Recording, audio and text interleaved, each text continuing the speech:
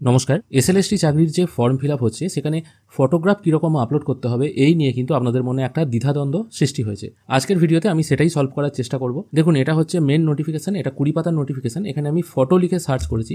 এখানে যদি আমি ফটো লিখে সার্চ করি না, তারপর যখন আমি এন্টার প্রেস করছি, এখানে দেখুন প্রথমে কি বলা হয়েছে, ফটো ব্র্যাকেটে লেখা আছে along with signature, upload size হচ্ছে 30 থেকে 60 কেবি। 30 থেকে 60 কেবি জেপিইজি ফরম্যাটে ফটোর নিচে সিগনেচার করে আপলোড করতে হবে। কিন্তু এসএসসির ওয়েবসাইটে যেখানে ফটো আপলোড করা হচ্ছে সেখানে সিগনেচারের আলাদা ঘর নেই। তাহলে শুধু ফটো আপলোড করব না ফটোর নিচে সিগনেচার করে আপলোড করব বা কী হিসাবে আপলোড করব সেটা একটু দেখে নেওয়া দরকার। এখানে দেখুন আর একটা অপশন আছে, এখানেও দেখুন বলা হয়েছে ফটো ব্র্যাকেটে উইথ সিগনেচার। আর এখানে যেখানে আপলোড সেকশন আছে সেখানে কিন্তু দেখুন শুধু বলা হয়েছে আপলোড ইমেজ, সিগনেচারের কথা বলা নেই।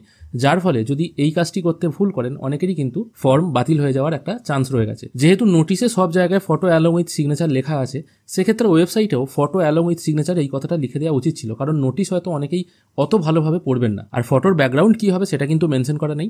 কিন্তু বেটার হয় যে কোনো চাকরির পরীক্ষার ক্ষেত্রে বা যে কোনো ফর্ম ফিল আপের ক্ষেত্রে সাদা ব্যাকগ্রাউন্ডের ফটোটাই আপলোড করার চেষ্টা করবেন। কালারটা যতটা সম্ভব অ্যাভয়েড করার চেষ্টা করবেন। যদিও এখানে কিছু মেনশন করা নেই, আপনারা হয়তো বলতে পারেন আমি ব্লু ব্যাকগ্রাউন্ডের ফটো আপলোড করেছি, কোনো অসুবিধা হবে? অসুবিধা কিছু হবে না, যেহেতু মেনশন করা নেই আপনারা করে দিতেই পারেন। যেমন পুলিশের ফর্ম ফিল আপে পুরো মেনশন করা থাকে, সাদা ব্যাকগ্রাউন্ডের ফটো আপলোড না করলে ফর্ম রিজেক্ট হবে। এখানে কিন্তু এরকম কিছু বলা নেই। এবার ফটো সিগনেচারটা কীরকম আপলোড করবেন সেটা দেখে নেব। আমার কাছে এখন একটি স্যাম্পল ফটো আর একটি স্যাম্পল সিগনেচার আছে। আমি এই কাজটি ফটোশপ থেকে করছি। আমি Ctrl+N প্রেস করে প্রথমে একটি পেজ নিয়ে নিচ্ছি। আমি সেন্টিমিটারে এটা নিয়ে নিচ্ছি, 3.5 সেন্টিমিটার ইন্টু 4.5 সেন্টিমিটার, রেজুলেশন 300 রাখছি। তারপর আমি এটাকে ওকে করে দিচ্ছি। এরপর আপনারা যে ফটোটা স্ক্যান করেছেন, ফটো আর সিগনেচার আপনারা আলাদা করেও স্ক্যান করতে পারেন, কোনো অসুবিধা নেই। যে ফটোটা স্ক্যান করেছেন ফটোটাকে আমি এইভাবে টেনে এনে পাশের ঘরটায় ফেলছি। এবার দেখুন এটা কিন্তু অনেকটা বড় হয়ে যাচ্ছে, সেই জন্য এটাকে আমি ছোট করে একটু ওপরের দিকে তুলে দিচ্ছি। ঠিক আছে, ঠিক এরকম হয়ে গেল জিনিসটা। ব্যাকগ্রাউন্ড সাদাই আছে, কোনো অসুবিধা নেই, কালার ব্যাকগ্রাউন্ড দিলেও অসুবিধা নেই। আমি এটা মোটামুটি অ্যাডজাস্ট করে নিলাম এইভাবে, যেন মাথা বা অন্য অংশ কেটে বাদ না যায়। এরপর আমি এখান থেকে সিগনেচারটা নেব। সিগনেচারটা যতটুকু অংশ দরকার ততটুকু অংশ আমি ক্রপ করে নিচ্ছি। ক্রপ করে নিয়ে এটাকে আমি টেনে এনে ফটোর ঠিক নিচটায় সেট করে দিচ্ছি। ঠিক এইভাবে আমি ফটোর ঠিক নিচটায় সিগনেচারটা সেট করে দিলাম। খেয়াল করে দেখুন মোটামুটি আমি এইভাবে ফটোর সিগনেচারটা সেট করে দিলাম। এবার আমি এটাকে বড় করে দেখাচ্ছি। দেখুন ওপরে ফটোগ্রাফ হয়ে গেল আর নিচের দিকে চলে এলো সিগনেচার। 3.5 ইন্টু 4.5 সেন্টিমিটার মাপটা এই কারণেই বললাম, কারণ এটা একটা মোটামুটি সঠিক মাপ, এই অনুযায়ী করলে মোটামুটি ঠিক হবে।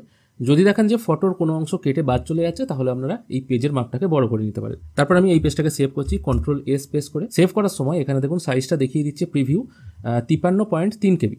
আমাকে 30 থেকে 60 কেবির মধ্যে করতে হবে। আমি আরেকটু সাইজটা কমিয়ে দিচ্ছি, 44 রাখছি। তারপর এটাকে আমি ওকে করে দিচ্ছি। এই যে ফটোটা এখানে সেভ হয়ে গেল। এরপর এটা আমি প্রপার্টিজ অপশানে গিয়ে দেখছি এটা সাইজ কত হয়েছে। এটা দেখুন 37.3 কেবি সাইজ হয়েছে, মানে এটা কিন্তু আপলোড করার যোগ্য, মানে সঠিক সাইজ হয়েছে।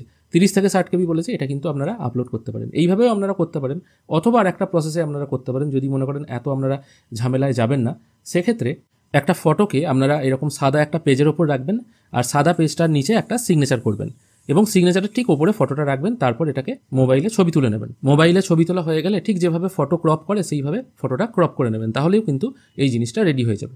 তবে বেটার হয় আপনারা যদি ফটোশপে কাজটা করেন। আশা করি আপনাদেরকে বোঝাতে পারলাম। এসএলএসটির যে ফটো আপলোডের সমস্যাটি হচ্ছে, মানে কীরকম ফটো আপলোড করবেন অনেকেই বুঝতে পারছেন না, আশা করি সেই সমস্যাটি মিটে যাবে। ভিডিও যদি ভালো লেগে থাকে অবশ্যই একটি লাইক করবেন। ভিডিও দেখার জন্য অসংখ্য ধন্যবাদ।